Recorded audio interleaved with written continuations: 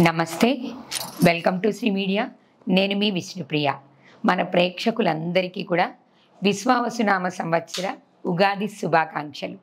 ఉగాది అనగానే మనకు ముందుగా గుర్తొచ్చేది ఉగాది పంచాంగం, పంచాంగ శ్రవణం. ఇప్పుడు మనతో పాటు ఉన్నారు గురువుగారు సుధీర్ శర్మ గారు. మనం ఎన్నో వీడియోలు చేసాం, మీరు అడిగే ఎన్నో సందేహాలకి గురువుగారి ద్వారా సమాధానాలు కూడా తెలుసుకున్నాం.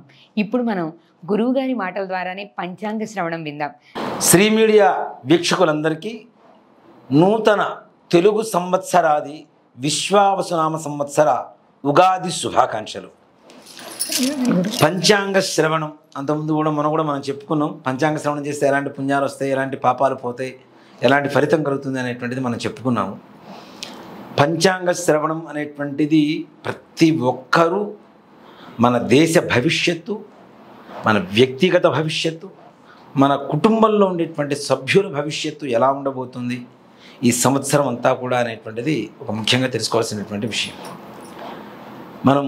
మనం కూడా చర్చించుకున్నట్టున్నాం. ఆదాయ వ్యయాలు ఏవైతే ఉన్నాయో అవి డబ్బు రాక ఖర్చు అనేటువంటి వ్యవహారాలు సూచించేవి మాత్రం కావు. సంవత్సర ఫలితం మొత్తం ఎలా ఉండబోతుందని చెప్పబోయేటువంటిదే ఆదాయ వ్యయాలు, రాజ్యపూజ, అవమానాలు. అవమానాలు ఎక్కువ ఉంటే మౌనంగా ఉండండి అని చెప్పడం కోసం, మౌనైన కలహం నాస్తి అన్నారు కాబట్టి ఎక్కడ ఎంతవరకు మాట్లాడాలో అంతవరకే ఉండండి, అనవసరమైనటువంటి విషయాలు తలదూర్చకండి, పక్క వాళ్ళ విషయాలు వేలు పెట్టకండి అని చెప్పడం కోసం ఉండేటువంటివే రాజ్యపూజ, అవమానాలు. అలాగే ఆదాయ వ్యయాలు కూడా ఆరోగ్యం, వివాహం, సంతానం, ఆనందం, ఆదాయం, ఖర్చు అన్నీ కలుపుకుంటే ఆదాయ వ్యయాల కిందకు వస్తాయి. అంతేకాని 14 రూపాయలు వస్తాయి, 2 రూపాయలు ఖర్చు అయిపోతే 12 రూపాయలు బ్యాంకింగ్ చేసుకుంటాను, ఇది కాదు పరిస్థితి. దానికి ముఖ్యంగా చెప్పాలంటే మొత్తం జీవితం ఈ సంవత్సరంలో ఉండేటువంటి మన జీవనం మొత్తం ఎలా సాగబోతుందని సూచించేటువంటిదే ఆదాయ వ్యయాల కిందకు వస్తాయి. ముఖ్యంగా పంచాంగ శ్రవణం విషయానికి వస్తే ఈ సంవత్సరంలో అంటే చెప్పొచ్చమ్మా, ఫలానా రాజు, ఫలానా రవి రాజు, ఇవన్నీ చెప్పొచ్చు. వీటి వల్ల జనాలకి కన్ఫ్యూజన్లో ఉంటారు. ఇవన్నీ మనకు అవసరమా? రాజు ఎవరు, సేనాధిపతి ఎవరు, ఇవన్నీ మా అర్ఘ్యాధిపతి ఎవరు, మేఘాధిపతి ఎవరు, ఇవన్నీ అవసరమా అనుకుంటారు. కానీ వాటి ఫలితాలు చెప్పుకుంటూ వెళ్తారు డైరెక్ట్గా. నిజం చెప్పాలంటే గురుగారు, ఈ గ్రహాల గురించో ఈ రాజు సేనాధిపతి చెప్తున్నప్పుడు కొంతమందికి అర్థం కావట్లేదు. ఇది మేము కెమెరా ముందు చెప్పడానికి కొన్ని సందర్భాలు సహకరించవు, కానీ కొంతమంది ప్రేక్షకులు ఇదంతా కూడా కొంతమంది ఒక వర్గానికి అర్థం కాని పరిస్థితిలో ఉంది. అర్థమయ్యే స్థాయిలో ఉన్నవాళ్ళు వాస్తవంగా వాళ్ళే చూసుకోగలిగే స్థితిలో కూడా ఉన్నారు. ఇప్పుడు అర్థం కాని వాళ్ళ కోసమే ఈ కార్యక్రమం. ముఖ్యంగా ఏదైనా అర్థవంతంగా అర్థమయ్యేలాగా వినసొంపుగా చెప్తే బాగుంటుంది, నిజం చెప్తే బాగుంటుంది. లేనిపోని అపోహలని తీసుకొచ్చి అబద్ధాలు చెప్పి అర్థం కాకుండా చెప్తే దానివల్ల పెద్ద ఉపయోగం ఏమి ఉండదు. అబ్బా వేస్ట్ అబ్బా, ఇంకో వీడియో చూసుకుందాం అని చెప్పి వెళ్ళిపోతారు జనాలు. ఇక్కడ జనాలకు అర్థమయ్యేటువంటి భాషలో చెప్పాలంటే అమ్మా, ఈ సంవత్సరం ఏదైతే ఉందో ముఖ్యంగా భారతదేశం యావత్తు చక్కగా ప్రశాంతంగా ఉంటుంది. చిన్న చిన్న భయాందోళనలతో కూడుకున్నటువంటి పరిస్థితులు, యుద్ధ వాతావరణం. కానీ మన భారతదేశ సైనికులు అత్యంత చాకచక్యంతో విజయాన్ని సాధించేటువంటి పరిస్థితులు కూడా కనపడుతున్నాయి. చిన్న చిన్న ప్రాణ నష్టాలు జరుగుతాయి, కానీ తప్పనిసరిగా విజయం భారతదేశందే అవుతుంది. అంటే ప్రత్యర్థుల్ని చాకచక్యంగా ఎదుర్కొనేటువంటి శక్తియుక్తుల్ని ప్రదర్శించేటువంటి పరిస్థితి మన భారతదేశంలో తప్పనిసరిగా కనబడుతుంది. అలాగే 3వ ప్రపంచ యుద్ధానికి నాంది అంటే శంకుస్థాపనకి ఈ సంవత్సరం దాదాపుగా ప్రారంభమయ్యేటువంటి పరిస్థితిలో ఉంది, అవకాశాలు కనపడుతున్నాయి. అలాగే గుజరాత్, ఆఫ్ఘనిస్తాను, అలాగే కొన్ని రాష్ట్రాలలో ఈశాన్య రాష్ట్రాలు అని చెప్తూ ఉంటాం ఎక్కువగా. ఈశాన్య రాష్ట్రాలలో కొంతవరకు భూకంపాలు వచ్చేటువంటి పరిస్థితులు కనపడుతున్నాయి.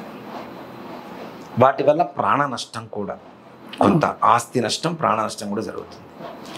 అలాగే వర్షాపాతం విపరీతంగా ఉండబోతుంది ఈ సంవత్సరంలో. విపరీతమైనటువంటి వర్షాపాతం. కొన్ని నగరాలు నీట మునిగి ఒక 4-5 రోజుల పాటు విద్యుద్ఘాతం కలిగి అసలు అంటే జలమయం అయిపోయే జల దిగ్బంధంలో ఉండేటువంటి పరిస్థితులు కూడా కనపడుతున్నాయి. అలాగే రైతులకి పంటలు మంచిగా చేతికి అందేటువంటి పరిస్థితి.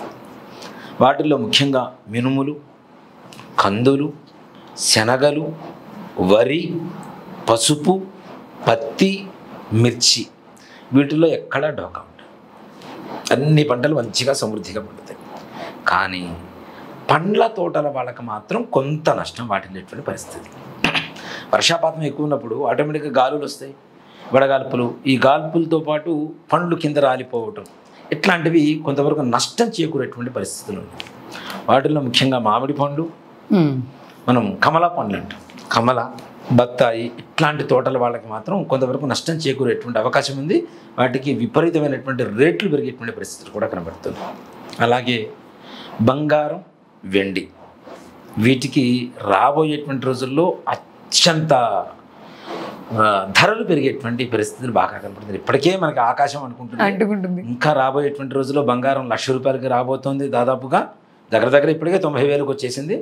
1,00,000 రూపాయలు దాదాపు దగ్గరగా శ్రావణ మాసం నాటికి వెళ్ళేటువంటి అవకాశాలు కనపడుతున్నాయి. ఇక్కడ మనకి పేపర్లలో వాటిల్లో కూడా చూడండి, ఏం చేస్తారంటే బంగారం ధర పెరిగినప్పుడు బంగారం ధర పెరిగింది అంటాడు, ఒక 200 తగ్గగానే అత్యంత తక్కువ రేట్లో బంగారం అనేది 200 తగ్గితేనే, పెరిగినప్పుడు 10,000 పెరిగినప్పుడు 1,000, తగ్గినప్పుడు 200 తగ్గినప్పుడు మాత్రం అందుబాటులో బంగారు ధరలు అని పెట్టేస్తారు. పడిపోయిన బంగారం ధర అత్యంత తక్కువకి పడిపోయిన బంగారం ధర 200కి 300కి, ఏది 10 గ్రాములకి, 1 గ్రామం కూడా కాదు, 10 గ్రాములు, ఇలాంటి పరిస్థితులు. అలాగే వెండి కూడా అమ్మ రాబోయే రోజుల్లో బంగారం కంటే పోటీ పడేటువంటి పరిస్థితి వెండికి ఉంది. దాదాపు రాబోయేటువంటి ఈ సంవత్సరంలో 1,20,000, 1,30,000 రూపాయలు కేజీ వెండి ధర పెరిగేటువంటి పరిస్థితిలో కూడా రాబోతుంది. ఇన్వెస్ట్మెంట్ పెట్టాలనుకున్న వాడు ఇట్లాంటి వాటి మీద పెట్టండి, బాగుంటుంది చాలా, దాంట్లో అనుమానం ఏం లేదు. అలాగే లోహం, ఇనుము కూడా మంచి రేట్లు రాబోతున్నాయి. సిమెంట్ వ్యాపారస్తులకి, అలాగే లోహం, ఐరన్ బిజినెస్ చేసేటువంటి వాళ్ళకు కూడా మంచి ఆదాయం రాబోతుంది. రేట్లు పెరగబోతున్నాయి. కాబట్టి ఎవరైనా ఇల్లు కట్టించుకోవాలి, ఇట్లాంటివి ఏమైనా చేసుకోవాలంటే ముందుగా చేసుకోవడం అనేది ఉత్తమమైనటువంటి పని.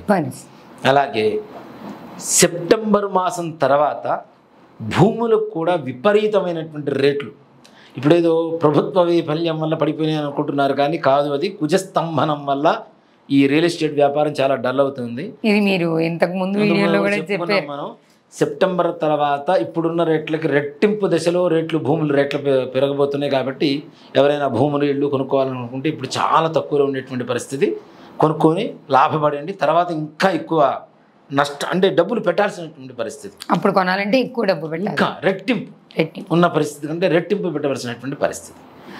అలాగే రాజకీయ నాయకుల పరిస్థితికి వస్తే, రాజకీయం సరికొత్త రంగు పులుపుకోబోతుందని చెప్పడంలో ఏమాత్రం కూడా సందేహం లేదు. ముఖ్యంగా మన తెలుగు రాష్ట్రాలైనటువంటి తెలంగాణలో ముఖ్యంగా కొంతమంది ముఖ్యమైనటువంటి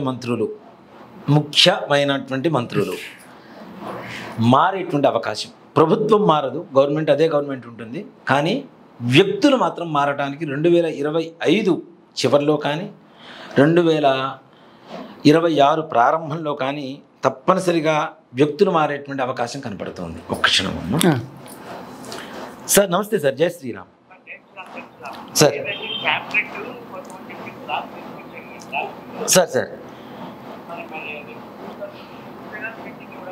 నేను చూస్తాను సార్, నేను వచ్చి తీసుకుంటాను సార్. సార్ ఇప్పుడు టైం 10:30 అయింది కదా సార్, నేను ఇచ్చేసాను సార్, నేను తీసుకుంటాను సార్. లేదు నేను వచ్చి తీసుకుంటాను సార్ ఇవాళ, లేదంటే నేను పిల్లలతో అయినా సరే తెప్పించుకుంటాను. నేను మొత్తం దాంట్లో ఏమైనా కరెక్షన్స్ ఉంటే చూసేస్తాను. Okay sir, okay sir, okay sir.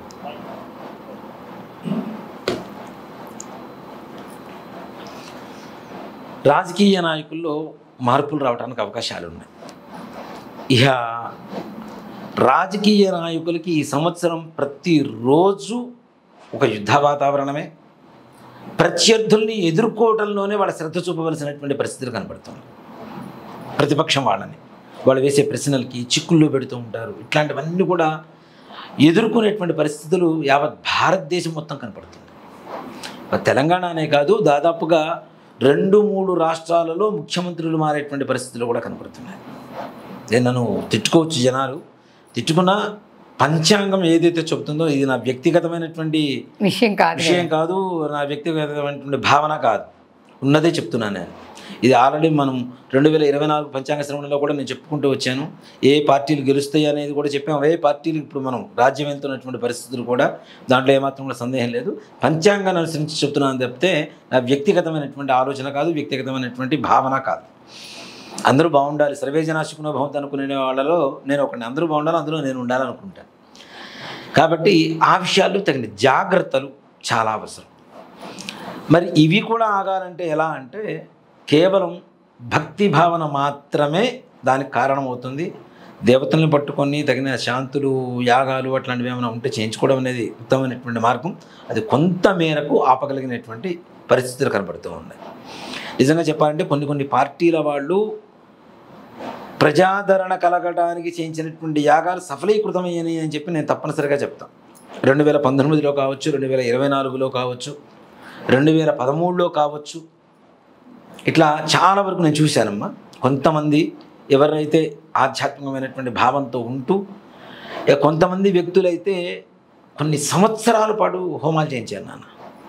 2019లో ప్రభుత్వాలు, రాజ్యమైనటువంటి ప్రభుత్వాలలో ఆ వ్యక్తులు కొన్ని సంవత్సరాల పాటు, దాదాపు ఇప్పుడు ఎలక్షన్ అయిపోయింది గెలిచాము అంటే, లేదు ఓడిపోయాము అంటే, ఇక్కడి నుంచి మొదలు పెడితే మరలా వచ్చే ఎలక్షన్స్ వరకు హోమాలు చేయించినటువంటి వ్యక్తులు కూడా నా దగ్గర ఉన్నారు. చాలామంది నేను చూపిస్తాను, గెలిచారు కూడా. అంటే భగవంతుడు పాదాలు పట్టుకుంటే ఏదైనా మార్పు రావడానికి అవకాశం ఉంటుంది కాబట్టి కొంతవరకు కొంత మేరకు పర్లేదు అనిపిస్తూ ఉంటుంది.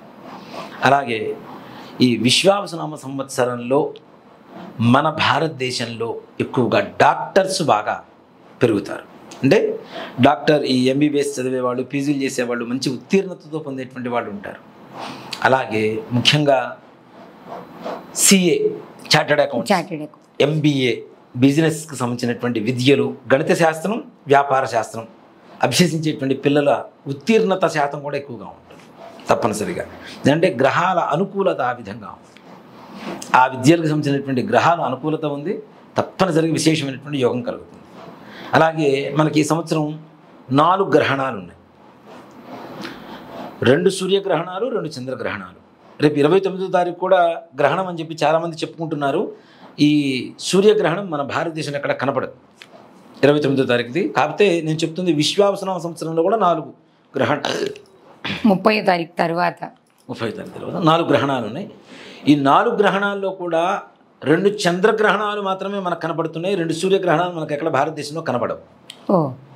కాబట్టి వాటి గురించి కనపడేటువంటి వాటికి మాత్రమే మనం ఏదైనా ఆచార వ్యవహారాలు ప్రాధాన్యత ఇవ్వటం, అలాగే నియమాలు ఏవైతే ఉంటాయో పాటించాల్సినటువంటి పరిస్థితులు కనపడుతూ ఉన్నాయి. ఎప్పుడు అనేది మనం ఇప్పుడు ముందుగా చెప్పుకోవాల్సిన అవసరం కూడా లేదు. నన్ను అడిగితే చెప్తున్నాను. దేనికంటే గ్రహణం అనేది ఇవాళ రోజున డివోషనల్గా ఉండేటువంటి వాళ్ళకి ఎంత పాటిస్తున్నారో మీడియా ద్వారా శాస్త్రజ్ఞులు కూడా అంతే పాటిస్తున్నారు తప్పనిసరిగా. కానీ ఒకటి చెప్తాను, మన శాస్త్రం, జ్యోతిష్ శాస్త్రం అనేది, మన పంచాంగం ఇట్లాంటివన్నీ అనేది కూడా రాబోయే సంవత్సరాల్లో గ్రహణాలు కూడా మనం ముందుగా చెప్పగలుగుతున్నాం. మన గణిత శాస్త్రం ఎలాంటిది మరి, అవునా? ఇప్పుడు ఏ సైన్స్ అయినా రాబోయే రోజుల్లో ఇన్ని రోజుల్లో గ్రహణం వస్తుందని చెప్పి ముందుగా ఏమైనా సంవత్సరాల ముందు ఏమైనా చెబుతున్నారా? దాదాపు మనం అనుసరిస్తున్నటువంటి పంచాంగాలు దాదాపుగా సంవత్సరాది కంటే 6 నెలలు ముందు వస్తున్నాయి, అవునా? మరి అంటే దాదాపుగా సంవత్సరంన్నర కంటే ముందు ఉండి ఈ సంవత్సరంలో ఈ గ్రహణాలు వస్తున్నాయని చెప్పి చెప్పగలుగుతున్నారు. 18 నెలల ముందే ఏం జరగబోతుందో చెప్తున్నాం గ్రహణాలు. అలాగే ఈ ప్రాంతంలో వర్షాలు వస్తాయి, ఈ ప్రాంతంలో తుఫాన్లు వస్తాయి, ఈ వర్షంలో ఈ ప్రాంతంలో గాలులు ఎక్కువగా ఉంటాయని చెప్పి వడగాల్పులు ఏ రోజు ఉంటాయి అనేది కూడా ఎక్కువ ఉంటాయి అనేది కూడా చెబుతున్నారు. ఉష్ణోగ్రత ఎట్లా పెరుగుతుంది అనేది కూడా చెబుతున్నారు. ఇవన్నీ ఎట్లా చెప్పగలుగుతున్నారు? మన గణిత శాస్త్రం అనేది, మన హిందూ ధర్మం ఎంత గొప్పగా ఉందనేది ఈ ఒక్క విషయంలో చాలు. అలాగే ఎండలు కూడా అమ్మ, దాదాపుగా మన తెలుగు రాష్ట్రాలలో 40 నుంచి 44 వరకు ఎండలు ఉండేటువంటి పరిస్థితి ఉంది. ఉష్ణోగ్రత 40 నుంచి 44. రామగుండం, విజయవాడ, రాజమండ్రి అలాంటి ప్రాంతాల్లో చూసుకుంటే దాదాపు 46 దాటేంత వరకు కూడా ఛాన్స్. దానివల్ల అగ్ని ప్రమాదాలు ఎక్కువ జరుగుతాయి. ఇప్పుడు కారు పెట్రోల్ కొట్టించేసో బండి పెట్రోల్ కొట్టించేసో మనం రోడ్డు మీద పెట్టేస్తే ఈ ఎండలకి ఏముంటాయి, మనుషులం కూడా మన వల్ల మాడిపోతుంది. అందులో ఈ ఎండల వల్ల వృద్ధులకి చాలా అనారోగ్య సమస్యలు, మరణాలు ఇట్లాంటివి కూడా సంభవించేటువంటి పరిస్థితులు ఉన్నాయి. కాబట్టి తగిన జాగ్రత్తలు తీసుకోవాల్సినటువంటి పరిస్థితి. అలాగే మన చలికాలంలో మనకి చలి పులి అని చెప్పి పేపర్లో వేస్తూ ఉంటారు. చలికాలంలో కూడా విపరీతమైనటువంటి చలి. గత 4 సంవత్సరాల నుంచి తగ్గింది, మళ్ళీ ఈ సంవత్సరం కొంతవరకు పెరిగిందని చెప్తాము. మొన్న పోయిన డిసెంబర్లో రాబోయేటువంటి రోజుల్లో కూడా చాలా అత్యంత స్వల్పమైనటువంటి డిగ్రీస్లో ఎండ, ఎక్కువ చలి. అది కూడాను ఇప్పుడు మనం ఫిబ్రవరిలో ఎండలు దాదాపుగా ఎదుర్కోవడం మొదలుపెట్టాము. వచ్చే సంవత్సరం ఫిబ్రవరి చివరి వరకు కూడా చలిగాలులు, చలితోనే ఎక్కువ బాధపడాల్సినటువంటి పరిస్థితి. అంత ఉష్ణోగ్రతలు పడిపోయేంత పరిస్థితి తప్పనిసరి కనపడుతుంది. దానివల్ల కూడా అనారోగ్య సమస్యలు పెద్దవాళ్ళకి. చలి ఇప్పుడు అతి చలి తట్టుకోలేము, అతి అతి వాన తట్టుకోలేము. మనిషి మరీ సెన్సిటివ్ అయిపోతున్నాం మనం కదా. దేన్ని కూడా ఎక్కువగా కొంచెం కూడా ఎక్కువగా తీసుకోవడానికి, భరించడానికి అవకాశం లేని స్థితిలో మనిషి మానవ శరీరం ఉంది. మొత్తం అంతే, మానవ శరీరం, మానసిక స్థితి కూడా అలానే మొత్తం అంత సెన్సిటివ్గా తయారైపోతున్నాం. పూర్వకాలంలో ఎండలో చక్కగా పొలాల్లో పనిచేసేవాళ్ళు ఇప్పుడు చేస్తున్నారు, కానీ ఇప్పుడు వాళ్ళకి తగ్గట్టుగా జాగ్రత్తలు వాళ్ళు కూడా తీసుకొని చేస్తున్నారు. అంటే వాళ్ళు కూడా సెన్సిటివ్ అయిపోతున్నారు, రైతులు కూడా. అలాగే రైతులు ఈ సంవత్సరం సంక్రాంతి పండగ అత్యంత సంతోషకరంగా చేసుకుంటారు. వాళ్ళకి దిగుబడులు బాగా వస్తాయి, తద్వారా ఆర్థిక లాభం ఉంటుంది. ఓ మాట చెప్పాలంటే రైతు విలువ మరలా అందరికీ తెలిసి వాళ్ళు కూడా ఆనందంగా ఉండేటువంటి పరిస్థితుల్లో చక్కగా వస్తున్నారు. ఇప్పుడు మనం ఎంత కష్టపడ్డా కూడాను డబ్బు తినలేము, బంగారం తినలేము, వెండి తినలేము, లోహాలు ఏమీ తినలేము. తినాల్సింది 4 మెతుకులు. ఆ 4 మెతుకులు రైతులు బాగుంటే చాలు, వాళ్ళు బాగుంటే మనం బాగుంటాం. వాళ్ళు కూడా చక్కగా ఇదైపోతుంది. అలాగే కొన్ని రాష్ట్రాలు ఆర్థికపరమైనటువంటి నష్టాల్లో కూరుకుపోతాయి. అత్యధికంగా రాష్ట్ర ప్రభుత్వాలు అప్పులు చేయవలసినటువంటి పరిస్థితి. తద్వారా రాబోయేటువంటి ప్రభుత్వాలకి చాలా గడ్డు కాలంగా మారేటువంటి పరిస్థితి. ఇలాంటివి కూడా జరుగుతూ ఉంటాయి. అలాగే ప్రత్యర్థులు ఎవరైతే ఓడిపోయినటువంటి ప్రతిపక్షం వారు ఉన్నారో వాళ్ళకు కూడా బలం పుంజుకునేటువంటి పరిస్థితులు కనపడుతున్నాయి. బాగా తెలుగు 2 రాష్ట్రాల్లో కూడా బలం పుంజుకునేటువంటి పరిస్థితులు కనపడుతున్నాయి. కాబట్టి తగిన జాగ్రత్తగా పాలన చేసుకుంటూ ముందుకు వెళ్తే బాగుంటుంది. ఈ విశ్వావసనామ సంవత్సర ఫలితం మొత్తం యావత్తు తీసుకుంటే అందరికీ శుభాన్ని చేకూర్చేటువంటి విధానంగానే ఉంది. కొన్ని రాసుల వాళ్ళకి కొంచెం బాధాకరంగా ఉంటుంది. కానీ ఓ మాట చెప్పాలంటే 12 రాసుల్లో దాదాపుగా 10 రాసుల వాళ్ళు బాగున్నారు. మధ్యస్థ ఫలితాలు కనపడుతున్నా కొన్ని రాసులకి ఎట్టకేలకు దాదాపుగా 10 రాసుల వాళ్ళకి ఏ రకమైనటువంటి కష్టాలు నష్టాలు లేకుండా వాళ్ళు అనుకున్నటువంటి పనులతో ముందుకు వెళ్ళేటువంటి పరిస్థితి కనపడుతుంది. 2 రాసులు మాత్రమే కొంచెం కష్టకాలంగా ముందుకు గడిపేటువంటి పరిస్థితి, అనుకున్న పనులు సమయానుకూలంగా అవ్వక బాధపడేటువంటి పరిస్థితులు ఉన్నాయి. అలాగే ఈ సంవత్సరం కర్తరి, నిజకర్తరి, మౌఢ్యమి, శుక్రమౌఢ్యమి, గురుమౌఢ్యమి కూడా ఉన్నాయి మనకి. ముఖ్యంగా విశ్వావసునామ సంవత్సరంలో కర్తరి 4/5/2025 అంటే మే 4వ తారీఖు నుంచి ప్రారంభమవుతుంది. వైశాఖ శుద్ధ సప్తమి ఆదివారం నుంచి వస్తుంది. చిన్న కర్తరి అంటారు దీన్ని. 11/5/2025 అంటే దాదాపుగా ఒక కొన్ని రోజులు మాత్రమే, ఒక 7 రోజులు మాత్రమే ఉంటుంది చిన్న కర్తరి. వైశాఖ శుద్ధ చతుర్దశి ఆదివారం వరకు. మరలా వైశాఖ శుద్ధ చతుర్దశి ఆదివారం నుంచి పెద్ద కర్తరి ప్రారంభమవుతుంది. చిన్న కర్తరి అయిపోగా పెద్ద కర్తరి ప్రారంభమైపోతుంది.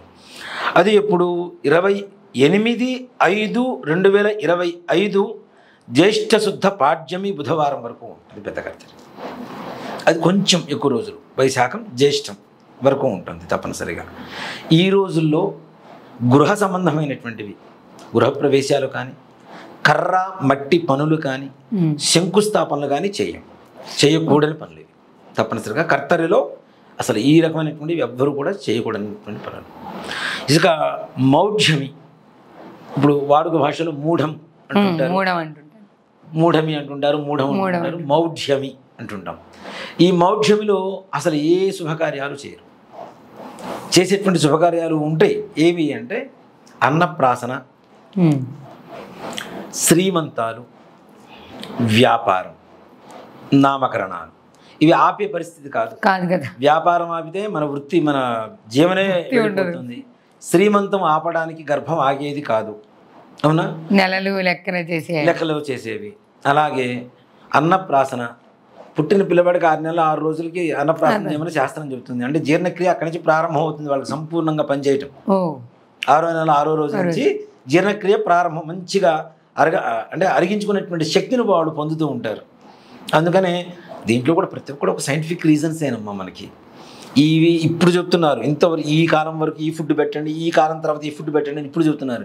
ఇలాంటివి కొన్ని లక్షల సంవత్సరాల క్రితమే మన శాస్త్రం చెప్తుంది, మన సాంప్రదాయంలో, మన శాస్త్రంలో ఉన్నాయి. ఎంత బాగుంది చూడండి. 6 నెలల 6వ రోజున వాడికి జీర్ణక్రియ బాగా యాక్టివేట్ అవుతుందట సంపూర్ణంగా. అందుకని 6 నెలల 6వ రోజున అన్నప్రాసన చేయమని చెబుతాం. ఆ తర్వాత పుట్టింటికలు తీయమని చెబుతాం మనం. ఎందుకు? అన్నం పెట్టిన తర్వాత స్కిన్ థిక్నెస్ పెరుగుతుంది, పైన కత్తి పెట్టుకో ఇచ్చేస్తున్నప్పుడు వాళ్ళకి సెన్సిటివ్గా లేకుండా కొంచెం తట్టుకునేటువంటి శక్తిని ఇస్తుంది. అందుకని అన్నప్రాసన తర్వాతనే మనం పుట్టింటికలు తీయటం అనేది చేస్తూ ఉంటాం. ఇలాంటివి చేసుకోవచ్చు, దాంట్లో ఏమాత్రం కూడా సంబంధం లేదు. నామకరణం కూడా చేసుకోవచ్చు. నామకరణం కూడా పేరు పెట్టుకుని ఎన్ని రోజులు ఉంచుతాం? 21వ రోజు పెడతారు. కొంతమంది 11వ రోజు చేస్తూ ఉంటారు, కొంతమంది 27వ రోజు, కనీసం 27 రోజుల లోపల వాళ్ళకి నామకరణం చేస్తూ ఉంటాం. కాబట్టి దాంట్లో ఏ రకమైనటువంటి ఇదేం లేదు.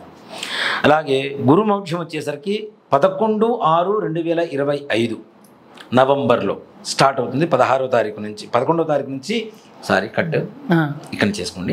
11వ తారీఖు జూన్ నెల 2025వ తారీఖు నుంచి 25వ సంవత్సరం నుంచి ప్రారంభమవుతుంది. జ్యేష్ఠ పౌర్ణమి బుధవారం నుండి గురుమౌఢ్యమి 12/7/2025 వరకు దాదాపుగా ఒక నెల సమయం గురుమౌఢ్యం ఉంటుంది. అలాగే శుక్రమౌఢ్యం వచ్చేసరికి 28/11/2025 కార్తీక మాసంలో దాదాపుగా మనకి ప్రారంభమవుతుంది. ఇది మార్గశిర మాసానికి వెళ్ళిపోతుంది. ఈసారి కాస్త తొందరగా వస్తాయి నెలలు కూడా, మాసాలు కూడా మనకి ముందుగా. మార్గశిర మాసంలో ప్రారంభమవుతుంది. మార్గశిర శుద్ధ అష్టమి శుక్రవారం నుంచి ప్రారంభమై 14/2/2026 వరకు దాదాపుగా 3 నెలల పాటు శుభకార్యాలు అన్నీ రద్దు, ఏవీ లేవు అని చెప్పుకోవచ్చు. ఈ 3 నెలలు కూడాను ఒక్క ముహూర్తాలు, పెళ్ళిళ్ళు ఉండవు, గృహప్రవేశాలు ఉండవు, ఏ రకమైనటువంటి శుభకార్యాలు ఉండవు. కేవలం ఇందాక మనం చెప్పుకున్నటువంటి కార్యక్రమాలు మాత్రమే చేస్తాం ఉంటాయి కాబట్టి. అలాగే మకర సంక్రాంతి పురుష లక్షణం తీసుకున్నా కూడా ఈ సంవత్సరం ముఖ్యంగా పశు సంపద బాగా పెరుగుతుంది. గో సంరక్షణకి తగినటువంటి ఏర్పాట్లు ప్రభుత్వాలు ఏర్పాటు చేస్తూ ఉంటాయి. అలాగే కొంతమంది వ్యక్తిగతంగా కొన్ని సంఘాల పరంగా కూడాను గో సంరక్షణ అనేటువంటిది చాలా ప్రాముఖ్యత సంతరించుకుంటుంది ఈ సంవత్సరం. చాలా శుభ పరిణామం అది. మన గోమాత అంటూ ఉంటాం, మన తల్లితో సమానంగా చూసుకుంటున్నాం కాబట్టి గో సంరక్షణ అనేటువంటిది చాలా మంచిది దానివల్ల. అలాగే ముఖ్యంగా కందులు, కందిపప్పు ఇట్లాంటి వాటికి అత్యధికమైనటువంటి రేట్లు పెరుగుతాయి. నూనె, ఆయిల్కి సంబంధించినటువంటి అవి కూడా ఉన్న వాటికి ఇప్పుడు 100 రూపాయలు ఉందనుకుంటే ఈ సంవత్సరంలో 150 రూపాయలు అవుతాయి. అంటే ఉన్న రేటుకి సగం రేటు పెరుగుతుంది. ఇవన్నీ కొంతమంది స్టాక్ పెట్టుకునేవాళ్ళు కొంతమంది ఉంటారు, కొంతమంది ఏమో సరే అప్పుడు కొనుక్కుందామని అనుకునే వాళ్ళు ఉంటారు. కానీ ముందుగా తీసుకోవడం అనేది కొంతవరకు మంచిది. ఎలాగో రేట్ పెరుగుతుంది కాబట్టి తప్పనిసరిగా. దీంట్లో మరలా పెసరపప్పు, వీటికి కూడా విపరీతమైనటువంటి రేట్లు పెరుగుతాయి. ఇప్పటికే మనం కొనలేనటువంటి పరిస్థితి.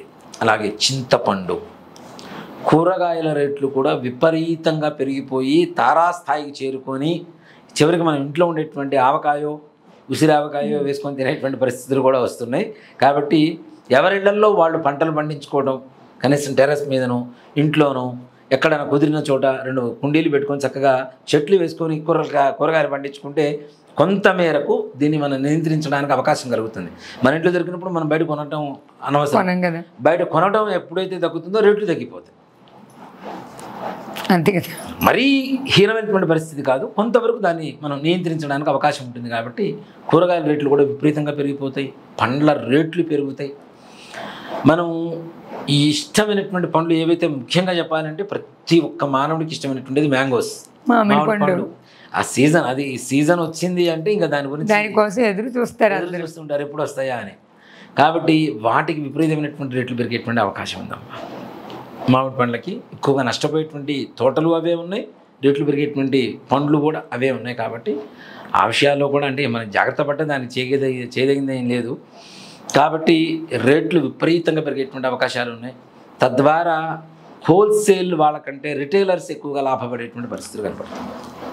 ఈ బండ్ల మీద అమ్ముకునేటువంటి వాళ్ళు ఇట్లాంటి వాళ్ళకి మంచి ఆదాయం కనబడే అవకాశాలు ఉన్నాయి. ఇంకోటి కూడా నిర్మోహమాటంగా చెప్తున్నాను, దయచేసి పండ్లు దేవతా పూజలకు మనం ఎక్కువ ఉపయోగిస్తూ ఉంటాం. నా తిట్టుకున్నా పర్లేదు, సర్వే జనాశుకున్న భవంతి అన్నారు కదా, మళ్ళీ ఈ మాట ఏంటి అంటారేమో. కొన్ని ఒక వికృతమైనటువంటి చేష్టలు చూస్తూ ఉన్నాం.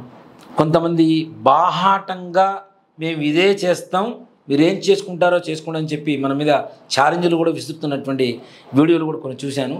దయచేసి కాబట్టి హిందువుల దగ్గరే కొనండి, ఇది నా మనవి.